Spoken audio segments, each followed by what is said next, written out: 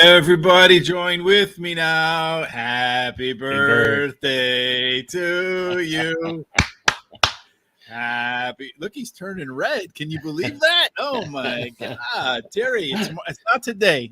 Tomorrow is Terry Hollywood Hayes' birthday. Yep. Happy birthday, young man. Thank you very much. How does it Appreciate feel to be 1 year older than you were yesterday?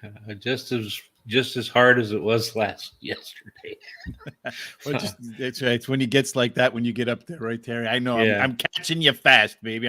I'm like one of them closing horses, like Gufo, a little bit later on the day. Yeah. I might be a little bit behind you when the gates open, baby, but here I come. That's right. I actually feel better though since I've lost some of that weight. So yeah, you look a little bit thinner in the face too. Yeah, so I know you and I are on a challenge. I'm halfway there. I'll be there by Yeah. the time we get to the Derby. Well, I've lost 17 and a half pounds now. So I've taken off 10. Yeah, that's great. Yeah. That's like a bag of potatoes, if you think about it. Well, I have more than a bag of potatoes, man, but I got to get that gone. So, well, we're not here to talk about blubber. No. We're here to talk about, hopefully, picks that win. So we're going to do the 4 stakes races today at 4 later in the afternoon stakes races at Gulfstream Park. Mm-hmm. We're going to start with the race number 9. It's a 1.5 miles long. Well, this is a grind of a race, right? The Grade 2 Pan American Stakes. That's 1.5 miles, as I mentioned, on the turf. Looking at this race, Terry, over the last 5 years, because as you can imagine, they don't run a whole lot of them at 1.5 miles during the regular meet. So the only thing I really see in common here is that 4 out of the last 5 winners left from post positions 1, 2, or 3, which I think is a pretty telltale sign that the inside has a little bit of an advantage. Kind of a mix between horses that get to the front and horses that kind of are mid-pace. There's only 6 horses in this field, Terry, so let's take a quick look, like we like to do, at what the race shape might look like. So it looks like we might have a little bit of early pace in this spot with 3 horses getting to the lead. The 6 horse that can pressure, the 7 horse that can pressure or close, and then the 1 and the 3 that'll be coming from off the back. As far as the pace is concerned, the pace numbers looks like Midday Image is the horse that's going to get out to the lead, along with, and it's got a pretty good pace advantage over Aban and Baker's Bay. And then on the way home, Gufo, as we talked about already, and Novo Soul or Saul, depending upon, that's my brother's name, Saul. You know how he got his name, Terry? No, how's that? So my mother was expecting or wanted to have another daughter to go along with my sister. Yeah. And they asked her so she had all kinds of girls' names planned out. But when they asked her, what if it's a boy? They said he will be S out of luck, Saul. That's really good. That's how he got his name anyway. And then when we look at how this race plays out, here's what that stock chart looks like, Terry. And it looks to me like the 4 horse and the 7 horse. So we're talking about Tie to the Sea and the 7 horse, maybe a long shot in here, and Baker's Bay. The 2 long shots might not do that badly, Terry. Yeah, it's surprising to me. So yeah, well, we'll see how that really plays out in the race, right? So yep. All right, let's go through the field. First up is Novo Soul, Terry. What do you think about this Brazilian Invader's chances to win its 2nd race in a row in the United States with the ever-winning race ever after Irad Ortiz? Yeah, as you said, he just came in from Brazil and won his first race here at Gulfstream Park. Mm-hmm. Hey, he has the highest percentage winning trainer and switches to the highest percentage winning jockey. And this trainer wins 25% of the time when he takes a horse that's been off of a 46 to 90-day break back to the races. The trainer-jockey combination in the last 14 days has been in the money 100% of the time, winning 2 of those. And he has a really sharp workout on the 26th of March, 4 furlongs, 47.4 breezing, 9th best out of 95. Indeed. I don't know. This is a huge step up in class, Terry, from optional claiming to a grade 2. I think maybe the horse is a little bit over its head, although it did run some pretty good races in the Group 1 level down in Brazil. I don't know how the Group 1 level, we talk about on the Daily Show, track drops. Well, I imagine there's country drops too, and this is absolutely a country up in class move. So and up in class in terms of the actual race itself. Maybe Irad's he's going to have to do more than he normally does to get this one home first, I think. Number 2, Midday Image, Terry. This one wants to be on the front all of the time. Last time out, ran some incredible fractions. The two furlong variant was a plus 17, and the 4 furlong variant was a plus 20. That's fast, Terry. Is this horse going to bounce, or is it going to back it up with another good effort? Well, this horse won its last race at Gulfstream Park, and he likes to do that, and he'll try to do that in this race again. The trainer wins 40% of the graded stakes, but I think he's a little over his head. Yeah, I think he's probably in a little over his head, although if you can get to the front and run those numbers that he ran last time, he might be a little bit of a long shot here that can make it there. Trainer Luis Cavajal Jr. doesn't enter many into the greatest stakes level. He's entered 5 of them, and he's managed to come home with the trophy in 1-2 times. So that's 40% if you're doing the quick math at home. Number 3, Gufo, Terry. Ain't going to be anywhere near the lead, Gufo, but boy, he's going to be gaining some ground late in this race. Coming off of a break, the last couple times this horse came off of a break, it has a win, a third by a neck, a second by a nose, and a win by a neck. Knows where the finish line is by this much. Yeah. Runs clean off the break. Is he going to run clean today again? Well, took off a 4-month break after competing in the Breeders' Cup Derp race, and had some trouble in that race and finished a disappointing 10th. But he has a high percentage trainer who knows what he's doing, and a jockey. He has the highest last speed rating and best start speed among today's starters. He will be there closing from way deep, and I think he's going to have a good time today. It's going to be a rock and roll good time, kind of like you on your birthday, Terry. That's it. A-Ban, Luis Saez teaming up with Todd Pletcher. Surprisingly, the duo only wins at 14%. Last time out, the horse kind of regressed across the board, Terry. Do you think maybe A-Ban peaked a couple races back? Well, he has a positive, his positive points is he does like this distance and does well and switches to high percentage winning jockey. The negative is I think the competition is too tough. Mm-hmm. And as I said, he's got a winning jockey who in the last 7 days has been in the money 14 out of 24 times, winning 7 of those, and he has a sharp workout. But like I say, I think competition is a little tough. Yeah, he was the favorite last time out. Pletcher backs it up with the rebound at 28% of the time, and he's won half of his last 10 races. So Pletcher Barn has been blazing at the end of this Gulfstream meet. Number 6 is Temple, Terry. This horse is making its third start off a layoff. The last time the horse ran in a 3-race cycle, it was the best of the 3. Is he going to repeat that routine? Wait a minute. We're already down to Temple. I thought... Yeah, we just did A-Bound, number 5. Number 6 is Temple. Oh, geez, I didn't. I was on the wrong horse in this last one. But that's all right. Temple won his last race, which was a grade 2 race, and he can either go to the front or come from off the pace, which makes him very versatile. He finished in the money 12 out of 14 times at Gulfstream Park, which means he really likes the track. Mm-hmm. And the winning, he won 5 of those. The distance won't be a problem, and he has a high percentage winning jockey. Yeah, I expect, based upon his track record, that you'll see the horse improve in its third start off a layoff. A lot of times when horses come off the bench, they run a race, and then the second race, they kind of regress a little bit, and then that third race, they pop back up. So that's kind of what I'm expecting from Michael Maker's Temple here. Number 7, Baker's Bay, is maybe a horse that's in over its head here with Junior Alvarado. I don't know if this horse really has much of a chance. Anytime it's faced off against graded company, it's finished no closer than 5th.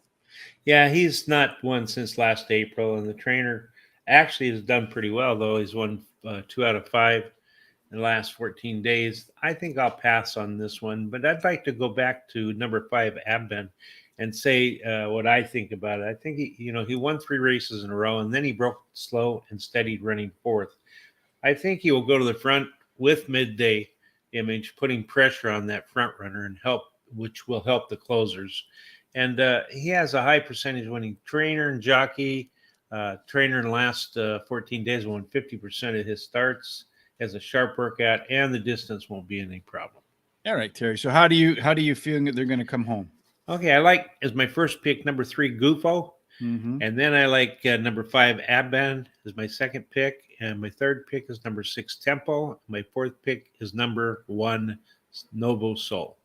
3561 for Terry. I'm going to start out the same way, the 3-horse with Gufo, then number 5, Avon, and then I'm going to take the price horse on the front, Midday Image, and then I'm going to bring it home with number 6, Temple. So Terry's going 3-5-6-1. I'm going 3-5-2-6, Terry. And then if you haven't had a chance, not only do they have the today, do they have the Florida Derby, but over in Arkansas, they also have the Arkansas Derby, which is another Derby qualifying race. We spent Thursday night with trainer John Ortiz in a fantastic show over at the Player's Edge, which you can catch on horseracingtoday.net. Just go on over there, click on that. You'll find out who we like. Of course, we list all of our picks down here and our reasoning for them as well. So always a lot of great content over at horseracingtoday.net, including every day, just like rain, sleet, snow, doesn't matter. Terry delivers the best bet of the day every day, Terry. And so far, you said for March, you had a positive ROI on your top pick, like $1.81, right? Yeah, something like that. Yeah. And actually, I think I've won 4 top picks in a row right now. I won yesterday, only paid 4, but that's 100% on your money. So, that's all right with me. Where else can you double your money in a minute and 15? That's right. Not too many places. Race number 12, we're going to skip forward because I said we're only doing the biggest races today, Terry. So we're on to the Gulfstream Park Oaks. It's a grade 2. It is a mile and a 16th on the main track, Terry. They've run 13 of these races, 11 of which were won by speed, 3 of them going wire to wire. There is a definite post position bias along with an 8+ bias. Everything in the middle plays pretty fairly. If we take a look at what the race shape looks like, Terry, there is not a whole lot of speed in this race. Most everybody wants to be towards the back, which means that 2-horse up there, Kachi, maybe that's how it, Katichi. I don't know how they pronounce that one, but maybe Katichi can get a pace that's pretty easy and take him home. I think he's going to have a hard time because he's scratched, or she is. Oh, she's scratched. All right. Well, that'd make it real difficult, right? Yeah. Good afternoon. How are you today, Susan? Nice for you to join us again. Well, I guess that changes that then, huh? Well, when you're putting together all these graphs, Terry, and stuff, I don't really have much time to go ahead and take a look back at what's running and what's not. So thank you for being my quality check. When they come out of the gates, this is what it should look like. Mani's Image should be the first out of the gate, followed closely by Blustery. And then on the way home, Kathleen O has a pretty good late pace advantage over number 5, Goddess of Fire, which I think is the coolest name in here. It is. And then here's what this chart looks like. Kathleen O is off the chart on the speed ranking stock chart relative to everybody else. Is the 2 the only one that's scratched, Terry, in here? In that race, yeah. I believe so, yeah. So let's start with number 1. Cancel This. What do you see from Cancel This? All right. On Cancel This, is my comments are, you know what? He's going to have to cancel this run, as I don't think he's very competitive here, and he hasn't been very competitive in the recent past. The only positive thing I saw is the rail post is winning at a 24% clip. Well, I think he'll have a hard time too, unless he can go back to the early days when he got up onto the front of the led the horses out of the gate. Yeah. If he can get on the gas and go, Terry, as we talked about in the pace setup, especially with the 2-horse Katichi scratched, that means it'll have an opportunity to maybe get up front and steal it. The 2-horse, as you mentioned, is scratched. The 3-horse Mani's Image, Terry, won 2 races back in the maiden race, came back to an optional claiming 75,000. Was not close. Does it have the ability to improve its game enough to go from maiden special weight first win to its second win being in a grade 2?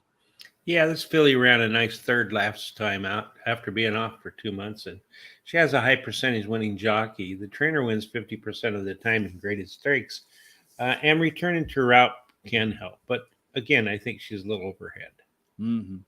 I agree. She's over her head. Number 4 is Running Legacy. Won its debut on the Gulfstream all-weather track.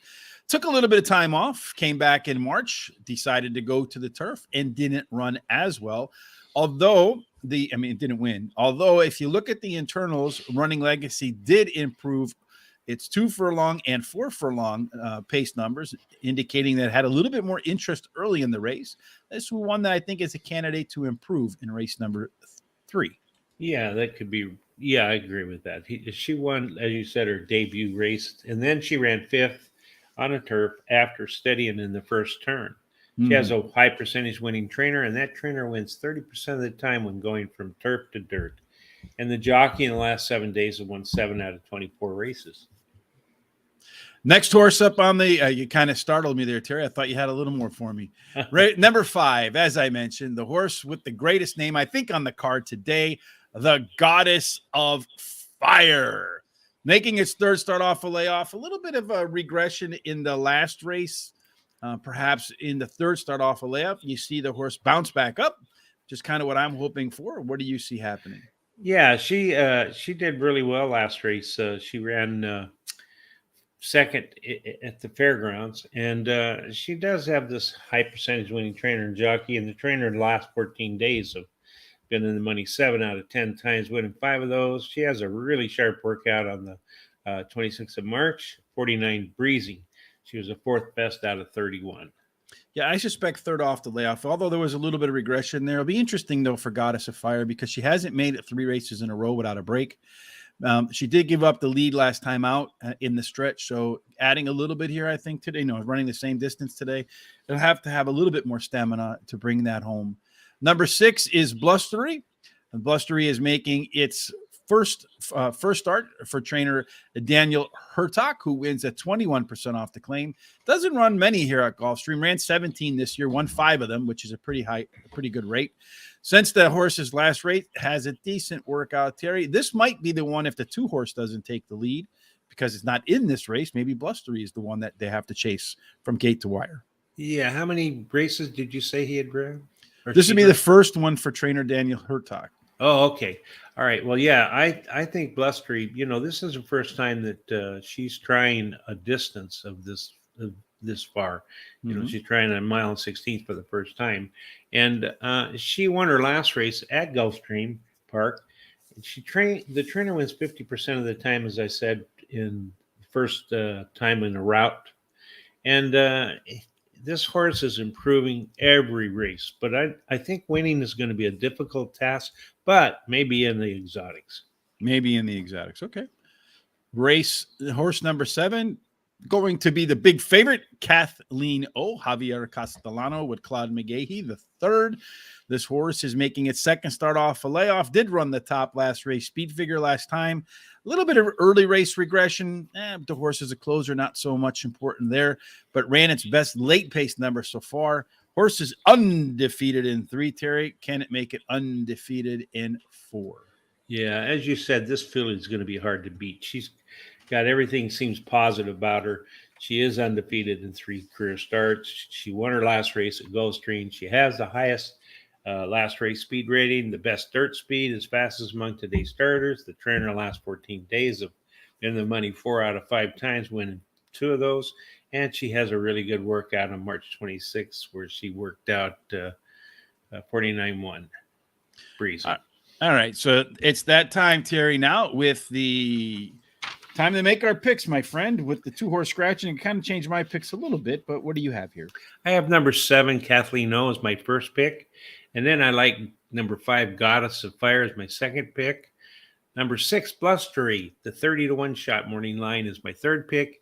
And the 4th pick is number 4, Running Legacy. Yeah, we have the same 4 horses. I think Kathleen O is going to be tough to beat here. That is my top choice. In order to get a little bit of an exacta, what the heck, I went with Blustery as my second choice in hopes that maybe we can collect something nice there. Running Legacy, a little bit of a price there for my third pick. And then Goddess of Fire, a little bit of regression there. And last time out, it's a little bit concerning, Terry. Race number 13 is the second to last race, the first race in the late daily double. It is the Kittens Joy Appleton Stakes. It's a grade 2 for $100,000. It is 1 mile on the turf, Terry. They've run 109 races at a mile on the turf, 66 of which were won by speed horses, forwardly placed, first, second, or third, quarter mile pole. 31 went wire to wire all the way around. Posts 2 through 7 play fair. If you get the 1 draw or an 8+, there is a tiny penalty, Terry. And I don't know who scratched in this race, Terry. Anybody? Yeah, in this race, it's number 6, Safe Conduct. Number 6, Safe Conduct. Well, that's Yes. not supposed to be 2 5s there. I'll tell you that on this early pace. That's supposed to be the 6 horse. It's supposed to be 3, 5, 6, 8. So that's 6 8 with that second 5. So it's perfect now. But as you can see, looking at this, Terry, there's a little bit of imbalance towards horses that can get to the front in the Kitten Joy Appleton Stakes. It could open up the door to a very fast pace, and then possibly the closer sneaking in at the back end.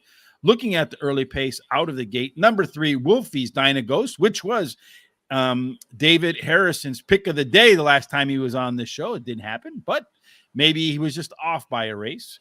And a horse along with Phantom Currency, they both have pretty similar early pace numbers, so I wouldn't be surprised to see 3-7 heading out for the first quarter and half mile.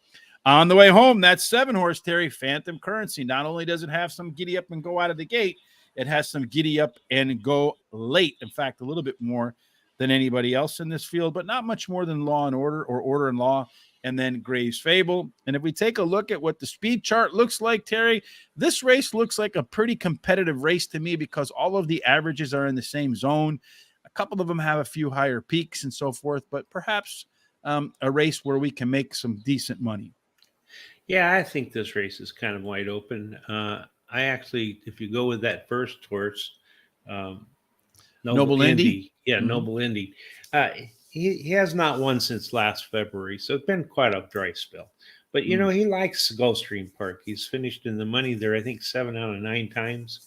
And the trainer wins 23% of the time in the second race after claiming a horse. This jockey in the last 7 days has been in the money 9 out of 10 times, winning 3 of those. Running second 4 times and third twice. Mm-hmm. I'm looking at this. I'm expecting you, because of the way we do things in the morning, you have more picks. So I'm just like, okay, what's Terry's next pick going to be? But this is the third start off a layoff for the horse. And last time out, the third race in the cycle was a little bit of a regression.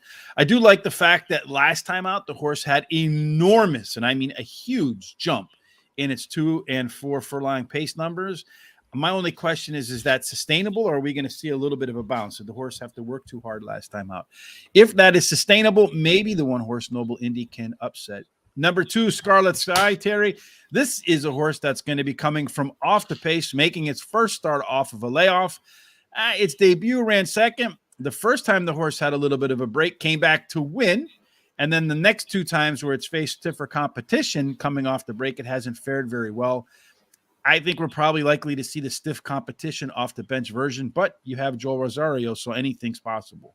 Yeah, this horse is a deep closer who had trouble bumped at the start of the last race, and also the race before. He has a high percentage winning trainer, switches to high percentage winning jockey, and as I said previously, the trainer in the last 14 days has won 2 out of 5 races. Number 3, Wolfie's Dyna Ghost. As we mentioned, the world champion handicapper, David Harrison, likes this horse a lot. Did get off to a pretty good break last time out. That was on the dirt and then faded. His prior race before that was on the all-weather track, the synthetic at Gulfstream Park. Got to the lead and hung out. The race before that, it was on turf. Got to the co-pilot position at the very end, snuck up, and got the W in an optional claiming $32,000. It's kind of struggled when it's faced tougher competition, Terry. Yeah, he's won 2 races in a row, and then he finished 5th on the dirt. He's returning to the turf, and shorter distance should help. He has a good workout at 4 furlongs, 48.3 breezing. But this is the first time he'll actually be running at Gulfstream on the turf, so we'll have to see what happens. Number 4, Order and Law. They're supposed to be Law and Order. No, they've got me confused. Hit up a person with a word phrase in reverse order that's got a little dyslexia, and it's going to confuse the heck out of me. But this horse can also confuse the heck out of you, too, because when you look back at Santa Anita on the turf, the horse got to the lead, stayed on the lead, and won.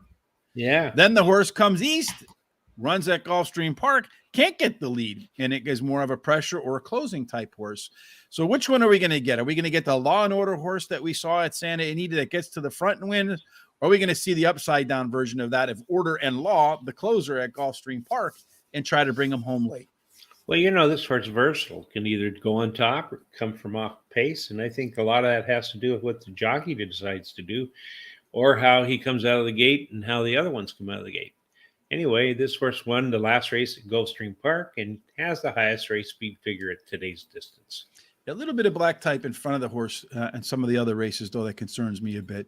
Number 5, Gray's Fable, Terry. The horse is coming in from Woodbine, though has run at Gulfstream Park before with 2 wins, a second and a third in 5 tries. In the money, 6 out of 7 at the distance. Been off since last August. I'm personally not a fan of horses that have been off for that long. Horse has had a similar break before, and when it did, it came back to win. Yeah, he's been off, 7 months. So he probably needs a race before I would play him to win, although he could be in the exotics. He ran in a graded race and has decent workouts.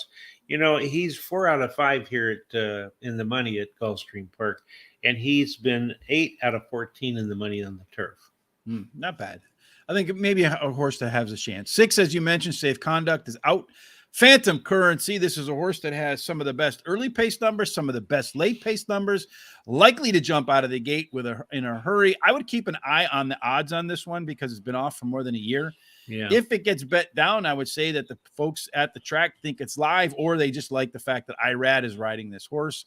Horse has not had a similar break to this before. The last time it had off about 7-8 months, it came back to win and has a bullet workout since. So I'm not so concerned about this horse being on the sidelines for so long. Yeah, he did win 2 races in a row at Gulfstream Park, the last one being a grade 2 before he took the year off. And so even though it's been a year, he's going to go for a hat trick. He has the best turf speed among today's starters, and he has a very good workout that shows he's probably pretty fit on March 27th. Yeah, well, maybe if I win this one, Terry, I will take the year off as well. Number 8, Carpenter's Call, making the 4 start off a layoff, coming in from Tampa Bay Downs. At Tampa Bay Downs, had won 3 in a row. Now, when we talked to the folks at Tampa Bay, when we were talking to Skylar, she had mentioned that there is a Tampa Bay, when we were talking, to Paula Bacon, who is a jockey agent for Pablo Morales. She said there is a Gulfstream bounce. So you have to add points when horses are coming from Gulfstream to Tampa Bay on their speed numbers, and you have to subtract points probably when horses go from Tampa Bay to Gulfstream in that reverse order. So I think the horse 3-race winning streak has confidence, maybe gets to the lead. I don't think it's going to be the lead horse, although it is worked out very well getting ready for this spot. But all those works were at Tampa. Yeah, and this horse, this horse is very competitive. Won the 3 races in a row at Tampa Bay, as you said. And he's only been out of the money once in his career. Switches to a high percentage jockey. Trainer wins 20% of the time when he ships the horse in. Jockey in the last 7 days have won 7 out of 24 races and has a bullet workout. As a matter of fact, had 5 bullet workouts in a row. Yeah, they were all Tampa Bay, though. Finally, English B. Luis Saez, 3rd start off a layoff for English B.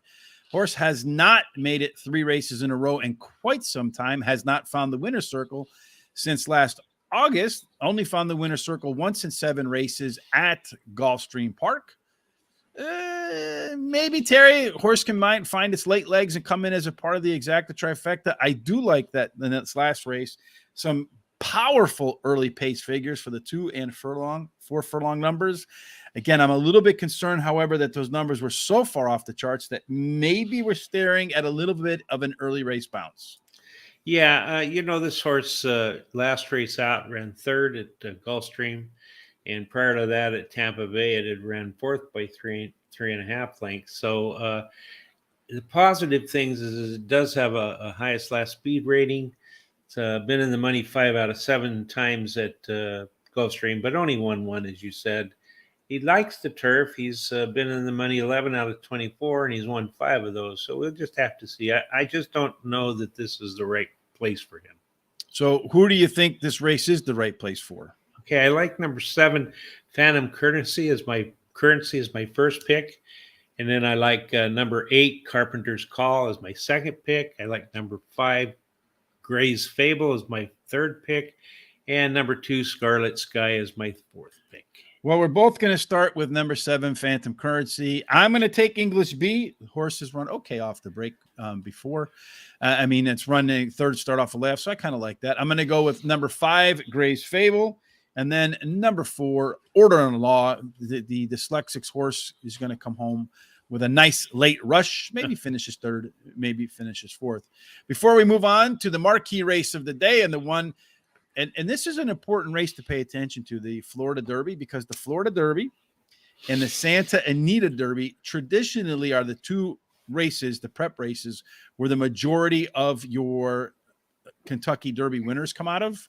Mm-hmm. Then perhaps the Arkansas Derby, that's another one that's done okay lately. But for the most part, the one this week at Florida and the one next week at Santa Anita are likely to uncover the 2022 Kentucky Derby champion and to get a pretty good grip on what this race might look like. Our Chris Pomalu put together, as he does for all these Kentucky Derby prep races. Thank you very much, Chris. Next week, we're going to have to find a new role for him. I'm sure people want him to have a new role if you look at these awesome stories he puts together. So make sure you head on over to horseracingtoday.net.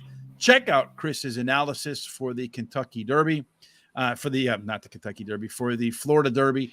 It's definitely well worth the read. Check that out. And then make sure you pass it along to your friends who are into horse racing, because you're not going to get better analysis than I think what Chris puts together. So, Terry, race number 14, the Florida Derby, which again is a very good indicator what horses might perform very well at that Churchill Downs race in 5 weeks from today, Terry. It's unbelievable. Yeah. 1 1/8 miles so far, Terry. They've run only 5 races at the distance and surface at this current Gulfstream meet. Believe it or not, despite Gulfstream's speed bias at most other lengths for dirt, 4 of the 5 were stalkers and closers. The other one went wire to wire, and it really doesn't matter which post position that you get. Looking at this race shape, Terry, are there any scratches here? Because I didn't take a chance to look. Yeah, no, I didn't find any scratches. So okay, perfect. So this looks to me like pace-wise a pretty balanced race. You got a couple of horses that like to get to the front, one that can get to the front in the 7 or can sit right off and play co-pilot. You have 3 horses that like the pressure and 4 horses that can, 2 that can pressure or prefer to sit back, and then 2 that are just straight up closers. Coming out of the gates, Terry, it looks to me like Classic Causeway is going to be your fastest horse out, but doesn't have a whole lot over Papa Cap or O Captain. And then on the way home, White Abarrio has the best late pace numbers in the field. He's got a pretty good distance between it and Chargeway, and they have a little bit more space between that and Classic Causeway. And then according to our speed chart, well, you don't want anything to do with that 4-horse, Terry. No, that looks like we don't. Absolutely not, right? That's right. Yes, indeed. So let's see. Should be a great race. Yeah, I'm hoping for it to be a great race. Starling, thanks for joining us.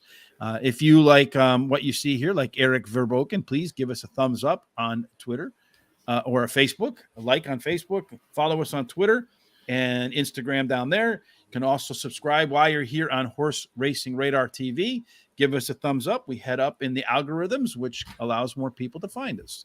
All right, Terry, let's find out what we think about these horses in the Florida Derby, starting with number 1, Strike Hard. Well, number 1, Strike Hard, finished in the money in 3 out of the last 4 races, and he's never been out of the money at Gulfstream. He's been in 5 races. He won 2 of those. But the problem is, if you look at his form, he's been in a Grade 3 race twice. Both times he broke pretty bad and was not very competitive. So. Yeah, and you see a lot of black type in front of him, though. He did finish second behind White Abarrio back in an optional claiming race in October 29th. Mm-hmm. But since then, those 2 horses have gone completely different directions. Classic Causeway, Terry, the 2-horse, is making that trip up from Tampa Bay Downs, where he won on March 12th, not too long ago, winning the Tampa Bay Derby, collecting points. Again, taking that trip from Tampa to from Tampa to Miami usually means you got to deduct a little bit from the speed numbers. Do you think Classic Causeway could be the exception to that rule? I'm not sure if he can. He did win two in a row, and the last one was the Tampa Bay Derby, and he is going for a hat trick. But he has a high percentage winning jockey, which is a positive, and the trainer wins 24% of the time in the third race after a layoff. And he has a really good workout, second best out of 95. So, well, one thing I don't like about that last race is he regressed across the board. So I don't know if he's going to bounce here or he's going to continue to regress. And then maybe he peaked in that first start off the bench in the Sam F. Davis Stakes. Number 3, simplification, making the 4 start, is the reigning defending champion of the Fountain of Youth. And in that race, he actually improved a little bit across the board. So this is a horse that's trending in the right direction, Terry. What do you think Jose Ortiz's chances are with simplification? well, he has won 3 out of the last 5 races, winning the last race at Gulfstream Park, and has a high percentage winning jockey. And his best dirt speed is fast among today's starter. The jockey trainer combination in the last 14 days have been in the money 5 out of 5 times, winning 2 of those. Has a really good workout. But if you look at his form, he'll run a race that's not great, then he'll win pretty easily. Then he'll run another race that is just kind of average. Then he wins again. Then he runs another race that's kind of average. Then he wins again. So the next one may just be an average. Well, he's a light switch horse. He's on sometimes and off sometimes from race to race. Absolutely. King of Truth, Terry. I don't think it's going to be the king of the track today. It went from a sprint on the all-weather to a route on the turf. Now coming back to a route on the dirt course. Moving up from optional, claiming 50,000. Yeah, I think the Amador Sanchez and the Daniel Alonso ownership group there maybe have high hopes, but I don't think they have much of a chance. Yeah, I agree with you. He ran second twice in a row at Gulfstream and has a high percentage winning trainer, but and he could improve on the dirt. But I think what the owners are probably hoping for is maybe some horse comes out and takes half the field out, and this horse gets a third, maybe. Well, I think they're there for the party. Papa Cap, Terry. This was one not too long ago that was highly thought of going into the Breeders' Cup Juvenile race, right? Yeah. They thought that was going to be it in Corniche. Which one was going to be the champion 2-year-old? Well, Corniche made easy work of that race, although he did run his best speed number in that race. Came back, ran a pretty good race into the comp. Really kind of struggled against Epicenter in the Risen Star. It looks to me like, though, looking on that bullet workout, that maybe Papa Cap is going to regain his form and get back to the horse that most people thought he might have been as a 2-year-old. Yeah, he finished 8th in his last race, which was a grade 2. But, he may have excuses that we don't see or can't know what they are. Mm-hmm. He just might not have felt like running that day. But the jockey in the last 7 days have won 4 out of 14 races. And he has 2 bullet workouts in a row. The last one, he was the best out of 13 workouts. So, number 6 is Charge It, making its 3rd career start, coming off the maiden win where he ran the top last race speed figure, just smoking people as the 1-5 favorite. Went to the sidelines on February the 12th. It returns for this spot here for trainer Todd Pletcher. Throws up Luis Saez. That's a pretty good combination for a very lightly raced horse coming off of the maiden win. Ordinarily not a huge fan of that maiden special weight up to a graded 1 race, Terry. Ooh, can this be the exception? Maybe, because, he lost a really tough race in his debut, and he came back and won a race at Gulfstream Park. Pretty nice. High percentage winning trainer and jockey, has the highest last speed rating. The trainer in the last 14 days has won 50% of his starts. He has a second bullet workout in a row. So he marks a lot of boxes. Yeah, I mean, when for Todd Pletcher to throw up Luis Saez on this horse, I think is a pretty good sign. White Abarrio, Terry, winner of 3 out of 4 in its lifetime, did finish behind Classic Causeway when the two met last year at Churchill Downs. Maybe the horse is a little bit better this time around. It did pop its best speed number ever in that lone race so far at, the last race at Gulfstream Park. Seems to like this track, Terry. 3 for 3. Yes, he is. He's won 3 out of 4 career races. He won the last one here at Gulfstream Park. is that high percentage winning trainer jockey, and the trainer wins 25% of the time when bringing a horse back that's been off from a 46 to 90-day break. And as I said previously, this jockey's doing really well. Won 7 out of 24 races. He has a bullet workout of 34.4, which is really a good workout, especially since it was breezy. It was a best of 5. Blazing. Cajun's Magic, Terry. This horse last time out ran in the Holy Bull against a few of them that are in here. Early on, the horse looked like it was part of the race. Late on, the horse looked like it didn't belong in the race. Are we going to see the first half of that horse at the end or the second half of the horse at the end? I think the second half. He needs another race since his last win was last summer. But his best dirt speed is fastest among today's starters. And I just think he quit last time because he said, "Oh, these are too tough," and he's back with the 2 tough horses. Yeah, surprisingly though, he did a little bit better early on in this race. If he would have been in like an allowance race right here, I think I would have made him my top pick. Captain started out his career as a sprinter, won a huge wire-to-wire victory at Gulfstream Park, 9 1/4 lengths, came back, faced a little bit tougher competition in a non-graded stakes. It was an okay race, a little bit of late interest, but pretty much ran around the track in the same position. Came back to the Fountain of Youth and probably surprised some people at 87-1, finishing 3rd. Maybe a little bit of extra distance today is helpful. It could be. He finished 3rd in his last race, and he did get a slow start and ran kind of slow in the beginning, early stages of the race. But he switches to another jockey who's a high percentage winning jockey. He's been in the money all 3 of his career races, and the trainer wins 19% of the time in all of his dirt starts. Yeah, Joel Rosario, reigning defending Eclipse champion jockey of the year. Number 10 is Clapton, named after Eric Clapton. Last time out, allowance 54 against State Breds. Really stepping up in competition here. I think it may be a little bit too big of a step. It could be, although he's finished in the money in the last 5 races. He won his last race at Gulfstream Park. He has a hot jockey who in the last 7 days have been in the money 9 out of 10 times, winning 3 of those. But I think he's a little over his head. Yes, indeed. He's skiing down the black slope, the Black Diamond slope, when he has bunny slope skills. Yep. For the skier analogy. Number 11, Steel Sunshine, looks to me much like the horse we just talked about, Clapton, with Lionel Reyes, another horse that's probably way over its head here, although a little bit of early improvement in the last race. Did finish 2nd against Optional, claiming $75,000 company. Again, another one that's on the Black Diamond course, but probably only knows how to snowplow. Yeah, as you said, finished 2nd in the last race, and the trainer wins 20% of the time in routes, which means 1 out of every 5 starts he wins. And it has a pretty good workout, 3rd best of 31. But I think, just like number 10, Clapton, he's over his head.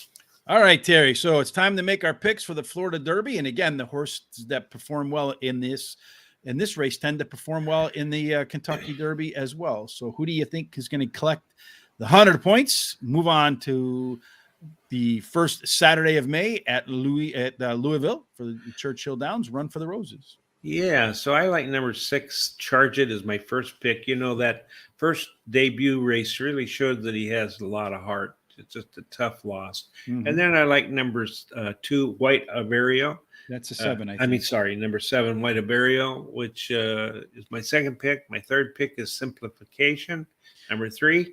And my fourth pick is number 9, Oh Captain. Oh, Captain. I'm going to go with White Averio, staying undefeated on that Gulfstream Park race, on the Gulfstream Park track. Charge It. You're right, Terry. That highest last race speed figure coming off. That's a big move forward for Todd Pletcher. I think he's pretty confident. And when we were talking to Eddie C., I think he told us there's a horse yet. He didn't say who it was that he had in mind, but felt like this stage of the qualifying process, a newbie would jump off the page to become the chatter going into the Kentucky Derby. Maybe Charge It's going to get all of that chatter. Number 3, Simplification, is my third pick. Our friend Jose Ortiz. Hope to see him riding one of the. Well, he'll be riding at the Kentucky Derby. It's just a matter of which horse he's going to be riding. And then finally, bringing it home with number 5, Papa Cap, going back to his form, where everybody thought he was a serious contender as a 2-year-old Now, if you'd like to help the show, because we hit nothing but winners today, I hope, Terry. I mean, after all, it's your birthday. It's the least thing we can do is get that gift. Yeah. You like the number 11 hat? I think I have the better looking version, but Terry's is not so bad either. You can head on over to horseracingtoday.net, hit that HRT gear button, support the show, and here's even greater for today, tomorrow, and Monday. 3 days only. You get 20% off of everything. So not only do you get to support the show, but you get to save some money and look good at the same time, Terry. Yeah, and I really love them. I wear them all the time. So I think I have 5 of them now. So yeah, I have 5. And with the 20% off, I'm getting some more. So you'll see me too. in more colors. I'm going to get some of the lighter colors now that the summer's coming and maybe get a little bit of sun so I don't look like a ghost. Yeah, I'm going to get the yellow one, I think. And maybe this, let's see, which one? 11. Or I already have the 11 already. It's on your head. Yeah, I forget which, or the 9 maybe. The 9, yes. And like I said, the summer color. See, the beautiful logo. Horse Racing Today. Just ask Jamie and Willie Martinez. They love it. HRT, baby, all the way. All right, Terry. Well, that wraps up this Saturday. You're going to be out of here for the next week. So we will miss you. Jared Bush will fill in Monday, Tuesday, Wednesday, and Thursday. Coming on the upcoming week, our guest for the Santa Anita Derby will be Sarge for TVG. So that should be a great show on Thursday. I'm not quite sure who our schedule is for Monday, Tuesday, and Wednesday with Sean for the Horse Center show, but it'll be another great week of interviews, I'm sure. Again, if you like what you saw, please subscribe on YouTube. Thumbs up if you like it. Follow us on our social sites down there. You'll see them on Instagram, Twitter, and Facebook at Horse Race, the number 2, and then day. Shortly, I'm going to finally do it, Terry. I'm going to jump into the Twitter pool. I'll be posting some stuff during the courses of the day, horses that I like, maybe some pace setups that favor a particular horse that's at a price, maybe a couple sports picks, and I'll leave all of my other opinions to myself. Yeah, that's pretty cool. Any final thoughts before you skip out on us for the next week? Well, just I'm going to miss all you guys, and although I'm looking forward to having a week off, and so is my wife. She loves the beach. We're going to the beach, and anyway, I just kind of tolerate it because I love her so much. But I hope everybody has a safe week, and just tell your loved ones how you feel about them, as long as it's positive. Yeah, just tell them how you feel about it. But if like Mama said, if you ain't got nothing good to say, don't say nothing. Don't say it at all. No, indeed, for sure. Well, we hope everybody has a fantastic Saturday. Again, check out Chris Parmalou's write up on the Florida Derby. Take a look at the Players Edge podcast with Terry, myself, Sean, and Tom, where we covered the Arkansas Derby with John Ortiz and his horse, Barber Road, along with a couple of other races. A lot of great content over at horseracingtoday.net. Until we come back next Monday with Jared Bush, who swears up and down that we'll have more winners and more viewers than we know what to do with. Till then, Terry, well, first of all, happy birthday. And for everybody else, may your birthday and everybody's picks this weekend, Terry, end up in J. Marco's winner's circle. Absolutely. Have a fantastic weekend, everybody. Bye. Don't wanna hold back.